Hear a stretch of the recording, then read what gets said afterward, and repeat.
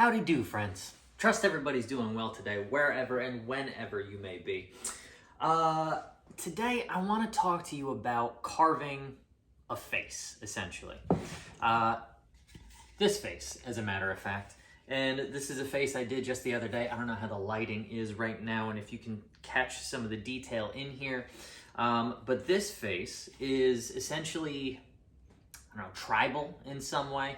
And I want to talk to you about how to carve that in case you want to expand your carving skills. I also want to talk to you about why we carve things and why it matters to expand your skill set in that regard. So let's dive into that.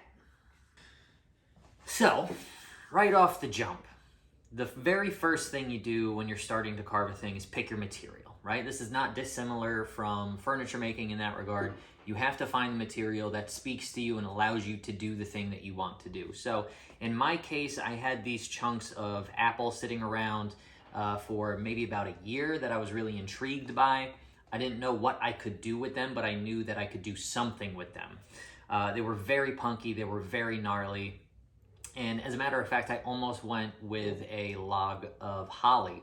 But at the end of the day, it just, the material wasn't going to inform the quality of the sculpture that I wanted to make, so I ended up going with this apple. So once I made that decision, I did end up milling the piece a little bit. Not that this is really a necessary step, but I knew that I wanted this piece to hang on the wall. And so I did flatten the back and just kind of square up the top and bottom a little bit.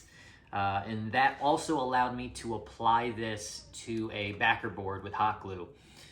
So that way I could position it more easily and actually carve it as it was standing vertically like it would sit on the wall. So that way I could read the lines and the shadows a little bit easier, a little bit more true to what it would end up being.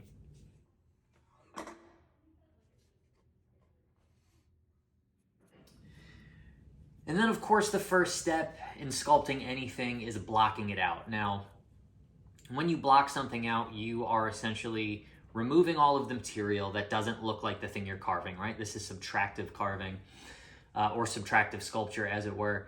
And the idea is to just block out rough shapes and forms. So at this point, I still don't really know where this piece is going to go.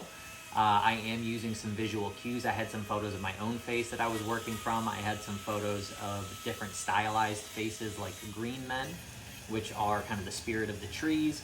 I had some of the Gothic faces from old Gothic churches that I was using as a visual reference. And just pulling ideas from different places, trying to make sure that I was creating something interesting and not just trying to create a photorealistic version of myself, because I don't particularly find that interesting. So in blocking these out, what I like to do is use power carving tools.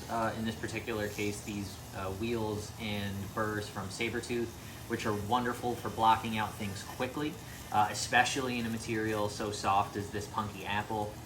It really removes material quickly, and I'm not a very patient carver, maybe some might accuse me of, and so the faster I can get some of the boring stages out of the way, the better. One thing to be mindful of when you are using power tools to carve outside of safety is actually you can remove material so quickly that it becomes a problem. If you don't know what you're looking for and what to leave in place at this point in the game, you can actually remove material that you don't want to and you need later. So even though it's a quick process, even though it's extremely helpful to be able to blow through that stage, take your time, move slowly, and you can see the sculpture slowly start to take shape over time as you do this, right? These features that start to become pronounced, the nose starts to emerge from the face, the eyes start to take form within the face, the lips start to at least have a shape or a form or a region in which they'll live. So these things do reveal themselves over time if you're patient enough to look for them. And then, of course, there comes a point where I needed to put down the power carving tools and pick up the refinement tools. And so in this particular case, some of the details were so small that I couldn't complete them with my smaller burrs. So I used my rasps and my rifflers. I'm a big fan of abrasive tools like that. So anytime that I can use the largest tool possible, that's going to help me create a fine surface. So this is why you see me using like my big 10-inch cabinet rasp, and then moving toward things like the rifflers, those tiny little curved abrasive tools that you see me cutting in some certain lines with. And then, you know, cutting back the eyes to round them over with my gouges, things of that nature. So there's a lot of different approaches you could take, just depends on the tools that you have available to you. And don't be afraid to be limited by the tooling that you have. There's always going to be limitations to what you create. That's just part of the creative process. There's no way around that, whether that's material limitations, tooling limitations, time limitations, financial limitations. So figure out what those limitations are and be clever enough to work around them, and that will help you develop a greater level of skill. So once I got this thing to a point where I was happy with the overall form, I did sand this. I don't normally sand my carvings. I just don't really like to do it. There's a lot of detail in there, and trying to carve all of those details is a little bit of a nightmare. But this wood was so soft and punky that it was actually pretty easy to sand. And so I did do that, and then I stabilized it with TotalBoat's penetrating epoxy. Now the reason I did that is because, again, this log was just so rotted out, so punky, so soft, that you may have even seen how it was crumbling under the tension of the rasps and rifflers that I was using earlier. So to be able to stabilize it, make it harder, would allow it to take a finish better. Honestly, when it's that soft, whatever finish you put on there, it's just going to soak right into the wood and give a very dull finish. And carvings are all about lines and shadows. And so a little bit of a higher gloss finish helps to reflect the highlights, which in turn accentuates the shadows, which in turn gives you a deeper carving, a more dramatic carving, if you will. So that's why I stabilized this, and then went ahead and hit it with an oil and wax finish. And hung it up in the workshop. Something about this piece that feels like it belongs in the workshop. I don't know why, but it fits amongst the other things that I have in there.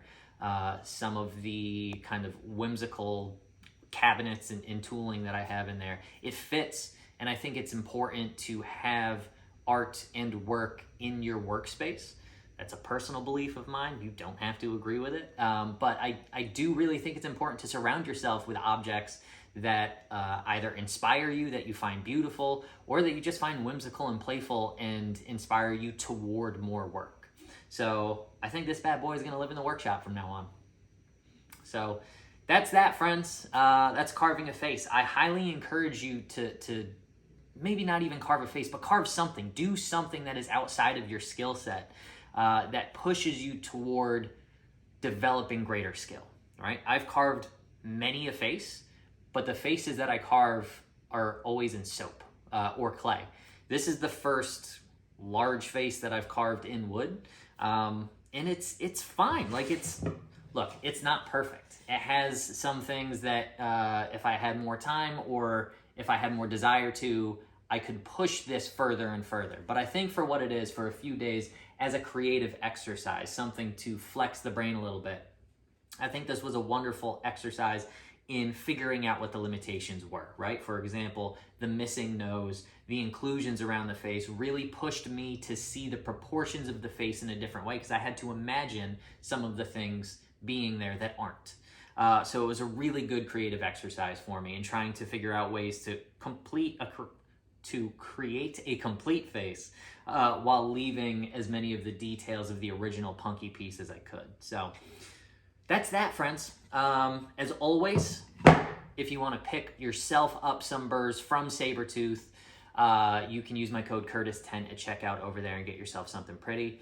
I'll also leave a link to the penetrating epoxy down below that I used for this project. And again, go make a thing. Doesn't even matter if it's good, just make a thing. And then, if you make enough things, eventually you'll accidentally make something good. It's what I always tell my students. So I hope you have a delightful day. I hope you go make a wonderful, beautiful thing, and I hope you have fun doing it. Friends, until I talk to you next time, be good making decisions as always.